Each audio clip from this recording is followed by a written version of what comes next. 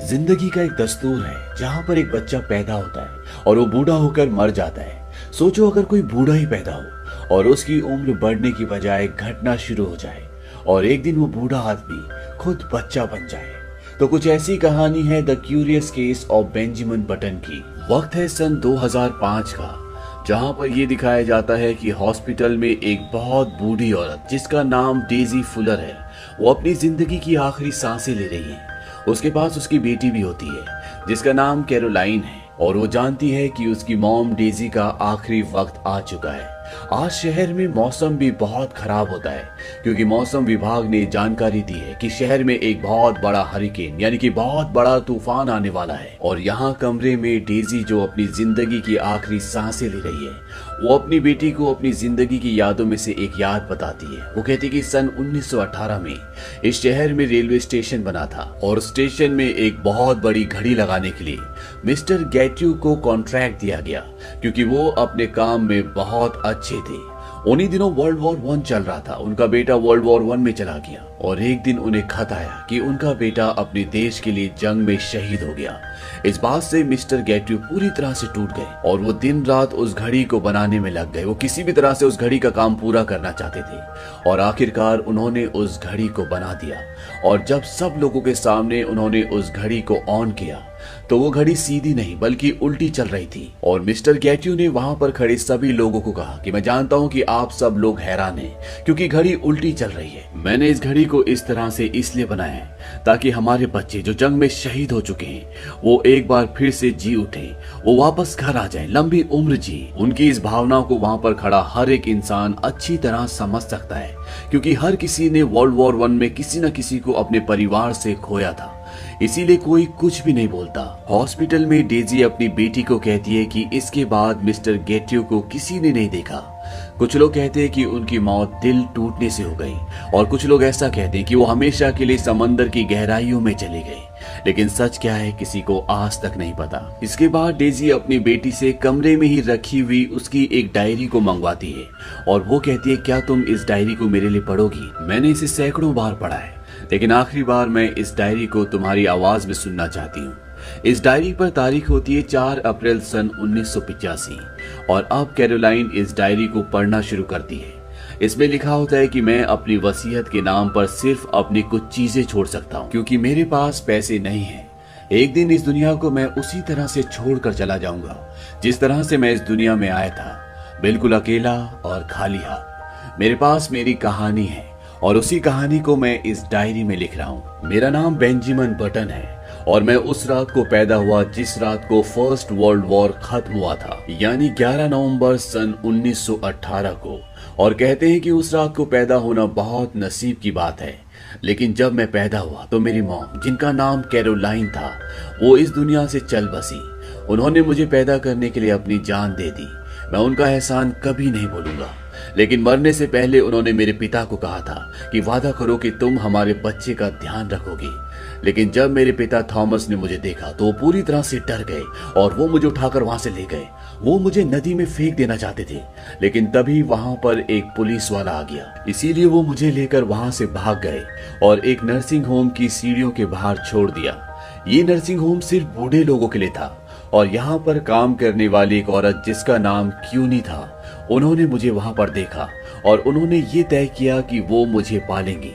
उन्होंने जब मुझे डॉक्टर को दिखाया तो डॉक्टर ने बताया कि मेरे अंदर सारी वो बीमारियां हैं जो एक 80-90 साल के बूढ़े आदमी के अंदर होती हैं। जैसे इसकी पूरी खाल लटक चुकी है, इसे मोतियाबिंद है, इसे आर्थराइटिस है और अब ये मरने वाला है। क्वीनी डॉक्टर को कहती है कि इस बात में कोई शक नहीं है कि ये ईश्वर का एक करिश्मा है, ऐसा करिश्मा शायद जिसे कोई देखना भी ना चाहे क्योंकि ये बच्चा बहुत बदसूरत होता है। और वो यहाँ पर सभी लोगों को ये कहती है कि ये बच्चा उसकी बहन का बच्चा है और उसकी बहन इस बच्चे को नहीं रख सकती, इसीलिए अब वो उसी के साथ रहेगा। और वो बताती है कि इसका नाम बेंजामिन है। डॉक्टर ने कहा है कि वक्त से पहले बूढ़ा है, इसीलिए अब ये हमारे साथ रहेगा। यहाँ पर सभी बूढ़े होते हैं इसीलिए वो बेंजामिन को अपना लेते हैं। वो कहते हैं कि चलो हमारा एक और साथी आ गया और अब बेंजामिन यहीं पलना बढ़ना शुरू हो जाता है। धीरे धीरे उसकी उम्र बढ़ती है, लेकिन अभी भी वो शरीर से पूरी तरह से कमजोर है। वो चल भी नहीं पाता, हमेशा व्हील चेयर पर रहता है। लेकिन बेंजामिन की मॉम क्यूनी उसका बहुत ध्यान रखती है और बेंजामिन कहता है कि मैं इस दुनिया में सबसे ज्यादा अगर किसी से प्यार करता हूँ तो वो मेरी मॉम है। हालांकि वो बेंजामिन की सगी माँ नहीं है, लेकिन बेंजामिन ने अपनी पूरी जिंदगी में माँ के रिश्ते के अलावा कोई और रिश्ता नहीं देखा और ना ही कभी वो इस नर्सिंग होम से बाहर गया है। आज बेंजामिन 7 साल का हो चुका है, लेकिन यहाँ पर इन बूढ़े लोगों के बीच में वो भी इन्हीं की तरह दिखता है। और एक दिन बेंजामिन की मॉम उसे एक चर्च में ले जाती है, जहाँ पर एक पास्टर सबके लिए प्रेयर कर रहा होता है। सबसे पहले बेंजामिन की मॉम अपने लिए प्रेयर करवाती है, क्योंकि वो कभी भी माँ नहीं बन सकती। और इसके बाद वो कहती है कि ये मेरा बेटा है, ये 7 साल का और ये चल नहीं सकता। पास्टर उसके लिए प्रेयर करता है और उसे खड़ा करता है और बेंजामिन पहली बार अपने पैरों पर खड़ा हो जाता है। ये देखकर वहाँ पर मौजूद सभी इंसान खुश हो जाते हैं और तभी बेंजामिन गिर जाता है। चर्च का पास्टर बोलता है कोई भी इसे नहीं उठाएगा, उठो बुजुर्ग इंसान। और बेंजामिन एक बार फिर से खड़ा होता है।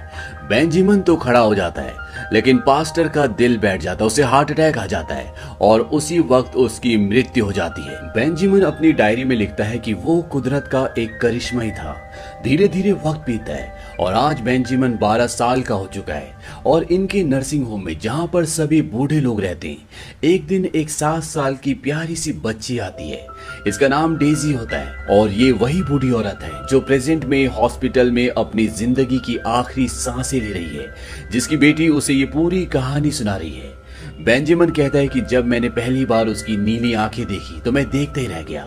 इसके बाद डेजी की और बेंजामिन की आपस में दोस्ती हो जाती है और रात को जब ये दोनों खेल रहे होते हैं तो वहां पर डेजी की दादी आ जाती है और वो डेजी को कहती है कि तुम अपने कमरे में जाओ और बेंजामिन को कहती है कि तुम्हें शर्म आनी चाहिए। दरअसल उन्हें ऐसा लगता है कि बेंजामिन उनकी पोती का फायदा उठाना चाहता है और बेंजामिन को ये बात बिल्कुल भी समझ नहीं आती। बेंजामिन की मॉम वहां पर आती है और वो बेंजामिन से कहती है कि तुम दूसरे बच्चों से अलग हो, तुम एक बड़े आदमी के शरीर में छोटे से बच्चे हो और इस बात को कोई नहीं समझ सकता।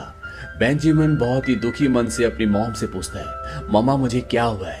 बेंजामिन की मॉम कहती है कि हमें नहीं पता, लेकिन ऊपर वाला सब कुछ ठीक कर देगा और वो उसे अपने गले से लगा लेती है। हालांकि इन दोनों के बीच में खून का रिश्ता नहीं है, लेकिन ये दोनों एक दूसरे से बहुत प्यार करते हैं। कुछ ही वक्त बाद बेंजामिन की छोटी बहन पैदा हो जाती है और उसकी मॉम का सारा ध्यान उस तरफ चला जाता है, क्योंकि उसकी छोटी बहन को ज्यादा केयर की जरूरत होती है। अब जैसे जैसे बेंजामिन बड़ा हो रहा था, उसके शरीर में बाल उगना शुरू हो गए थे और साथ ही साथ वो पहले से बेहतर महसूस कर रहा था। अब क्योंकि ये एक ओल्ड एज नर्सिंग होम है, इसीलिए यहाँ पर लोगों का मरना आम बात होती है और जब भी कोई मरता था तो उसकी जगह यहाँ पर रहने के लिए कोई और आता था। और एक बार यहाँ पर एक बूढ़ी लेडी आती है और वो बेंजामिन को पियानो बजाना सिखाती है। वो कहती है कि इस बात से कोई फर्क नहीं पड़ता कि तुम पियानो कैसे बजाते हो, फर्क सिर्फ इस बात से पड़ता है कि तुम फील क्या करते हो। उसके कहने का मतलब ये होता है कि जब भी हम कोई काम करते हैं उसे कैसे करते हैं इससे कोई फर्क नहीं पड़ता, लेकिन हमारी उसमें कितनी इन्वॉल्वमेंट है, हम उसे दिल से कर रहे हैं कि नहीं कर रहे, इस बात से फर्क पड़ता है। अब एक दिन बेंजामिन समंदर के किनारे एक बूढ़े आदमी के साथ बोट्स को देखने के लिए जाता है और जब वो वहां पर बैठा होता है तभी बोट से एक आदमी उतर कर आता है और वो कहता है कि कोई काम करना चाहेगा, बदले में मैं उसे $2 दूंगा। वहां पर कोई भी खड़ा नहीं होता और तभी बेंजामिन कहता है कि मैं काम करना चाहूंगा और इस तरह से बेंजामिन को अपनी जिंदगी का पहला काम मिलता है। बेंजामिन इस काम को पाकर बहुत खुश होता है। वो कहता है कि मैं इस काम को फ्री में भी कर देता जिसके मुझे $2 मिल रहे हैं। वो बोट पर बहुत मेहनत करता है और इस बोट का जो ओनर होता है वो बेंजामिन को अपने कैबिन में बुलाता है और बेंजामिन से बातें करना शुरू कर देता है और बातों ही बातों में वो बेंजामिन से पूछता है, क्या तुम कभी किसी लड़की के साथ सोए हो? बेंजामिन कहता है कि नहीं। वो आदमी पूछता है, कभी भी नहीं? बेंजामिन कहता है, कभी भी नहीं। वो आदमी कहता है कि मैंने अपनी पूरी जिंदगी में इससे बुरी खबर कभी नहीं सुनी, फिर तो तुम्हें अपने साथ ले जाना होगा। और वो बेंजामिन को अपने साथ एक कोठे में ले जाता है जहाँ पर बहुत सारी लड़कियां होती है और बेंजामिन से कहता है कि जाओ दद्दू, अपने ब्रह्मचर्य का संन्यास तोड़ दो। और इस तरह से बेंजामिन के ब्रह्मचर्य का संन्यास टूट जाता है। इसी रात को बेंजामिन को एक आदमी मिलता है जिसका नाम होता है थॉमस बटन, और ये बेंजामिन का असली फादर होता है। हालांकि बेंजामिन को इस बारे में कुछ भी नहीं पता। अब बेंजामिन धीरे धीरे बड़ा हो रहा है, और जब भी उनके यहाँ पर डेजी अपनी दादी से मिलने के लिए आती, बेंजामिन को बहुत खुशी होती, क्योंकि ये दोनों बहुत अच्छे दोस्त हैं। और एक रात बेंजामिन अपनी दोस्त डेजी को उस बोट में सैर करवाने के लिए भी ले जाता है जिस पर वो काम करता है। और जब बेंजामिन 17 साल का हो जाता है तो वो ये फैसला करता है कि अब वो इस जगह को छोड़ देगा, क्योंकि वो दुनिया में बहुत कुछ करना चाहता है, बहुत कुछ देखना चाहता है। वो अपनी मॉम को अलविदा कहता है। वो कहता है, मामा मैं तुमसे बहुत प्यार करता हूँ। और जब वो जा रहा होता है तो डेजी भागते हुए उसके पीछे आती है। बेंजामिन उसे कहता है कि मैं कहीं भी रहूं, मैं तुम्हें पोस्ट कार्ड जरूर लिखूंगा। और इस तरह से बेंजामिन उस जगह को छोड़ देता है जहां पर उसने अपनी जिंदगी के 17 साल बिताए हैं।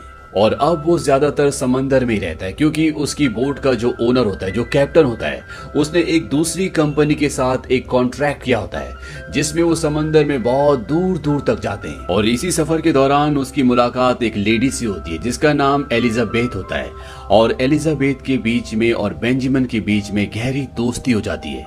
ये दोनों फिजिकली भी एक दूसरे के बहुत करीब आ जाते हैं। लेकिन एक दिन एलिजाबेथ के हस्बैंड का यहाँ से ट्रांसफर हो जाता है और वो हमेशा के लिए चली जाती है। वहीं एक दिन बेंजामिन का कैप्टन बेंजामिन को बोलता है कि जब तुम यहाँ पर पहली बार काम करने के लिए आए थे उस वक्त तुम 4 फुट के बूढ़े इंसान थे जिसके पैर कब्र में लटक रहे थे, और अब तुम पहले से जवान और ताकतवर दिखते हो। या तो मैं ज्यादा पीता हूँ या सचमुच तुम जवान हो रहे हो। बेंजामिन कहता है कि तुम पीते ज्यादा हो, लेकिन ये सच होता है। जैसे जैसे दिन बीत रहे होते हैं वैसे वैसे बेंजामिन जवान हो रहा होता है। वहीं दूसरी तरफ ये दिखाया जाता है कि डेजी न्यूयॉर्क चली जाती है और उसका सिलेक्शन एक बैलेट डांस ग्रुप में हो जाता है और अब वो एक डांसर है। वहीं अब वो वक्त आता है जब हिटलर की वजह से पूरी दुनिया वॉर में शामिल हो चुकी थी, यानी कि वर्ल्ड वॉर 2 शुरू हो चुका है। और ये वक्त होता है सन 1941 का। और जब जापान अमेरिका के पर्ल हार्बर पर अटैक करता है तो अमेरिका भी इस वर्ल्ड वॉर 2 में शामिल हो जाता है। हालांकि बेंजामिन और उसके कैप्टन की बोट पूरी तरह से वॉर में शामिल नहीं होती, लेकिन ये लोग पेट्रोलिंग का काम करते हैं, यानी कि जो भी बोट्स खराब हो जाती ये खींचकर उन्हें किनारे तक ले आते हैं।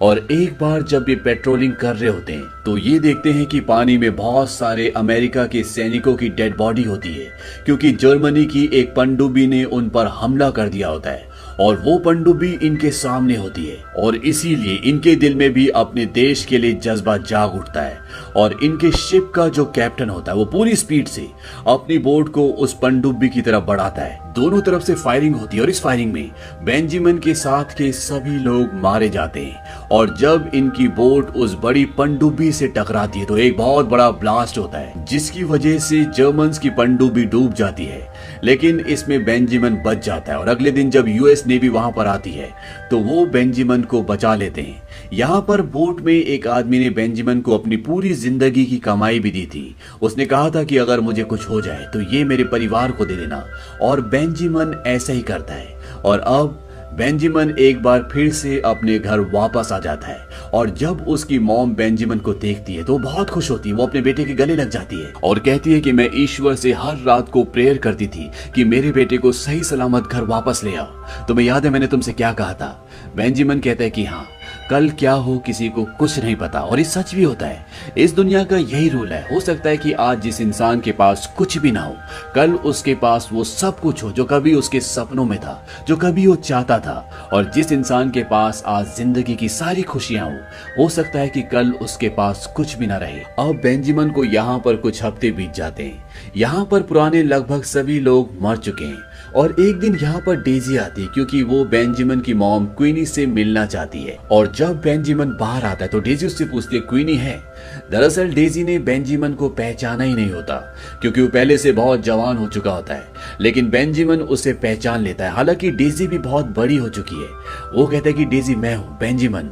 और जब डेजी उसे ध्यान से देखती है तो वो उसके गले लग जाती है। और डेजी जो पहले एक बच्ची थी अब वो एक जवान लड़की बन चुकी है।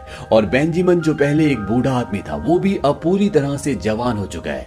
हालांकि दोनों की उम्र अलग अलग तरीके से बड़ी है, लेकिन अब ये दोनों लगभग एक ही उम्र के दिखते हैं। डेजी बेंजामिन को अपने बारे में सब कुछ बताती है।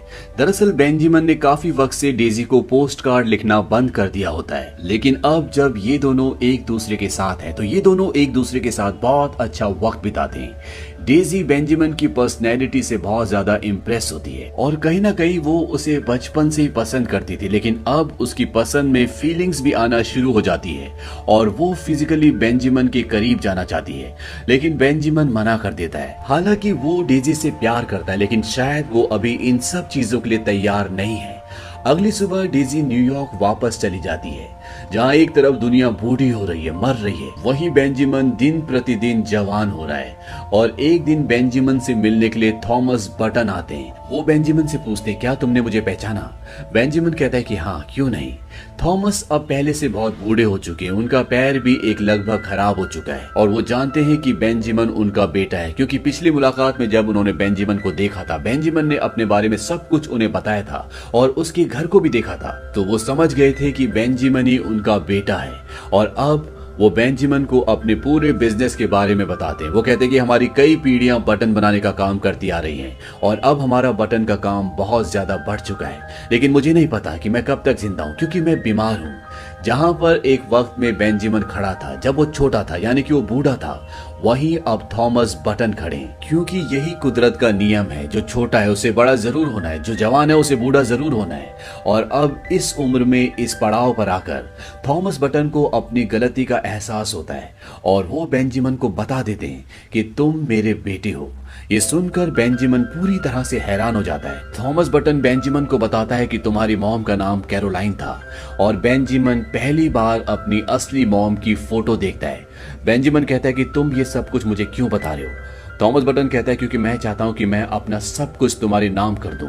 बेंजामिन कहता है कि मुझे जाना होगा और वो वहां से वापस अपने घर आ जाता है। हालांकि बेंजामिन अपने असली पिता से मिल चुका है, उसे अपनी मॉम के बारे में सब कुछ पता है, लेकिन वो अपनी मॉम सिर्फ और सिर्फ क्वीनी को मानता है, क्योंकि उसी ने उसे पाला है। जिस वक्त उसे पूरी दुनिया ने ठुकरा दिया था, उसे पहले ही मरा हुआ समझ लिया था, उस वक्त क्वीनी ने उसे पाला था और उसे इतना प्यार दिया जितना शायद उसकी असली मॉम भी उसे न दे पाती। अब क्योंकि बेंजामिन के असली पिता बहुत ज्यादा बीमार होते हैं, इसीलिए वो उनसे मिलने जाता है और कुछ ही वक्त बाद उसके पिता की मृत्यु हो जाती है और उनके पास जितनी भी प्रॉपर्टी, पैसा होता है, वो सब बेंजामिन के नाम कर देते हैं। वक्त आता है सन 1947 का और बेंजामिन न्यूयॉर्क जाता है क्योंकि वो डेजी से मिलना चाहता है। और जब वो डेजी से मिलता है तो वो एक बहुत ही अच्छी डांसर है। यहाँ पर डेजी का एक बॉयफ्रेंड भी बन चुका होता है। इस बात से बेंजामिन को दुख होता है और जब वो वहाँ से जा रहा होता है तो डेजी उसके पास आती है। दरअसल पिछले 2 साल से बेंजामिन ने डेजी के साथ कोई भी कांटेक्ट नहीं किया होता। बेंजामिन कहता है कि मुझे ऐसा लगा था कि जब मैं तुमसे मिलूंगा तो तुम्हें तुम ही से चुरा लूंगा। क्या तुम उस लड़के से प्यार करती हो? डेजी कहती कि हाँ, शायद मैं उस लड़के से प्यार करती हूँ। डेजी खुद भी पूरी तरह से कंफर्म नहीं होती क्योंकि आज भी उसके दिल में, दिमाग में कहीं ना कहीं बेंजामिन है। बेंजामिन कहता है कि मैं तुम्हारे लिए खुश हूँ। इसके बाद डेजी वहां से चली जाती है और बेंजामिन भी वापस अपने घर आ जाता है।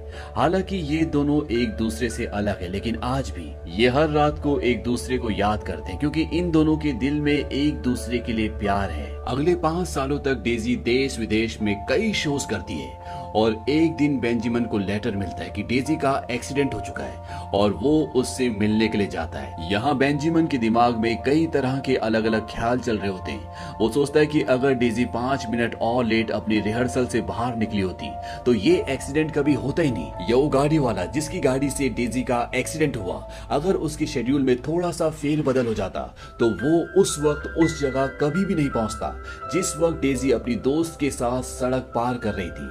शायद जो होना होता है वो होता ही है, उसे हम बदल नहीं सकते। बेंजामिन डेजी से मिलने के लिए उसके रूम में जाता है। डेजी उसे देखकर पूरी तरह से शॉक्ड हो जाती है क्योंकि बेंजामिन अब पहले से भी ज्यादा जवान हो चुका होता है, लेकिन वो अपने पैर टूटने की वजह से पूरी तरह से परेशान होती है। उसके पैर में 5 फ्रैक्चर हुए होते हैं और अब उसका डांसिंग करियर, जिससे उसे सबसे ज्यादा प्यार था, वो पूरी तरह से खत्म हो चुका होता है और वो बेंजामिन को वहां से जाने के लिए कहती है क्योंकि डेजी नहीं चाहती थी कि बेंजामिन उसे ऐसी हालत में देखे। बेंजामिन हॉस्पिटल से चला जाता है, लेकिन वो काफी वक्त तक वहीं रहता है, हालांकि वो उससे कभी भी नहीं मिलता। इसके बाद बेंजामिन वापस अपने शहर आ जाता है और सन 1962 में डेजी भी वापस अपने उसी शहर में आ जाती है, क्योंकि उसका डांसिंग करियर पूरी तरह से खत्म हो चुका है। वो बेंजामिन से मिलती है और डेजी और बेंजामिन जो बचपन से एक दूसरे से प्यार करते हैं, अब वो एक दूसरे के बहुत करीब आ जाते हैं। ये फिजिकली और मेंटली दोनों तरीके से एक दूसरे से जुड़ चुके हैं और ये वक्त इनकी जिंदगी का सबसे बेहतरीन वक्त होता है, क्योंकि ये इन दोनों की जिंदगी का वो पड़ाव होता है जहाँ पर ये दोनों फिजिकली एक दूसरे के बराबर हैं और इसीलिए ये दोनों बहुत खुश होते हैं। लेकिन जिंदगी में जिस तरह से खुशियां आती हैं, दुख भी आते हैं और एक दिन उसकी मॉम क्वीनी की मृत्यु हो जाती है। इसके बाद बेंजामिन अपने पिता थॉमस बटन का घर बेचकर अपने लिए एक ड्यूप्लेक्स अपार्टमेंट ले लेता है, जहां पर वो डेजी के साथ रहता है और ये दोनों यहाँ पर बहुत खुश रहते हैं। ये हर दिन को एंजॉय करते हैं। लेकिन जैसे जैसे डेजी की उम्र बढ़ रही होती है, वैसे वैसे बेंजामिन की उम्र घट रही होती है। लेकिन जिंदगी में कैसे भी पल आए, सिचुएशन कोई भी हो, हमें सच्चाई को एक्सेप्ट करना ही होता है और इसी तरह से डेजी भी सच्चाई को एक्सेप्ट कर लेती है और 1967 में वो अपना बैलेट का डांस स्टूडियो खोल लेती है, जिससे उसकी खुशियां और भी बढ़ जाती है, क्योंकि यही उसकी जिंदगी का पैशन था जो एक्सीडेंट की वजह से पूरी तरह से खत्म हो चुका था। अब एक दिन डेजी बेंजामिन को बताती है कि वो उसके बच्चे की मां बनने वाली है। इस बात से बेंजामिन थोड़ा सा घबरा जाता है, क्योंकि उसके दिल में डर होता है कि कहीं उसका बच्चा भी उसी की तरह ना हो। लेकिन डेजी उसे समझाती है कि सिचुएशन कैसी भी हो, मैं हर चीज को एक्सेप्ट कर चुकी हूँ और मैं अपने परिवार को एक बहुत बेहतरीन परिवार बनाऊंगी। और जब इनका बच्चा होता है तो ये एक लड़की होती है और ये पूरी तरह से नॉर्मल होती है और ये इस लड़की को बेंजामिन की पहली मॉम यानी कि उसकी असली मॉम का नाम देते हैं, कैरोलाइन।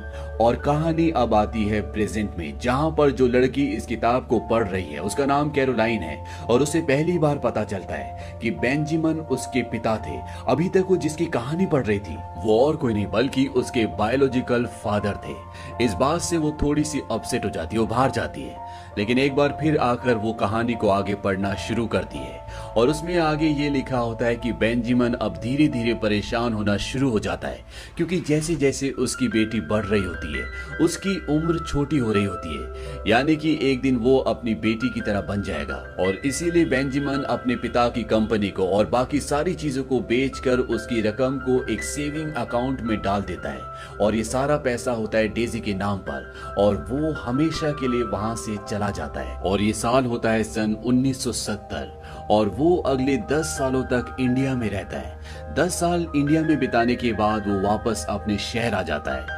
वक्त आता है सन 1980 का और जब वो डेजी से मिलने जाता है तो उसकी बेटी अब बड़ी हो चुकी है। डेजी कहती है कि तुम अब वापस क्यों आए हो, क्योंकि अब डेजी की दोबारा शादी हो चुकी है। उसकी बेटी को नहीं पता कि उसके पिता का नाम बेंजामिन है। डेजी बेंजामिन को अपने परिवार से एक पुराने फैमिली फ्रेंड के तौर पर मिलवाती है।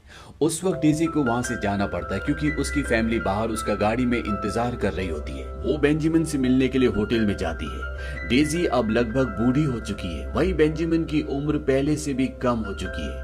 यहाँ पर ये दोनों अच्छा वक्त बिताते हैं, काफी बातें करते हैं और जब डेजी जा रही होती है तो बेंजामिन उसे खिड़की से देख रहा होता है और उसकी किताब में ये आखिरी लाइन लिखी होती है कि मैं उसे बस जाते हुए देखता रहा। इसके बाद कहानी प्रेजेंट में आती है और डेजी जो अपनी जिंदगी की आखिरी सांसें ले रही है वो अपनी बेटी कैरोलाइन को आगे की कहानी बताती है। वो कहती है कि 10 साल बाद सन 1990 में जब डेजी के हस्बैंड एक्सपायर हो चुके थे तो एक दिन उसे कॉल आता है और उस कॉल में उसे बताया जाता है कि उन्हें 10-12 साल का एक बच्चा मिला जिसके पास एक डायरी थी और उस डायरी में आपके बारे में बहुत कुछ लिखा हुआ है। और जब डेजी उस जगह जाती है तो वहां पर बेंजामिन होता है जो अब बिल्कुल बच्चा बन चुका है और उसकी याददाश्त भी लगभग पूरी तरह से खत्म हो चुकी है। वो डेजी को पूरी तरह से भूल चुका है लेकिन उसे अपना नाम याद है। कभी कभी उसे कुछ बातें याद आती है लेकिन फिर वो भूल जाता है। ये एक बीमारी है जिसका नाम है डेमेंटिया। ये उस बीमारी के लक्षण होते हैं। अब डेजी भी उसी नर्सिंग होम में शिफ्ट हो जाती है जहां पर बेंजामिन होता है और अगले 7 सालों तक वो वहां पर उसी के साथ रहती है। और इसके बाद वो वापस अपने घर पर आ जाती है। और इस वक्त बेंजामिन की उम्र मात्र एक 5 साल के लड़के जितनी होती है। ये वही उम्र होती है जब डेजी ने पहली बार बेंजामिन को देखा था। और सन 2002 में स्टेशन की वो घड़ी जो उल्टी चलती थी उसे भी बदल दिया गया। वहां पर एक डिजिटल क्लॉक लगा दी गई।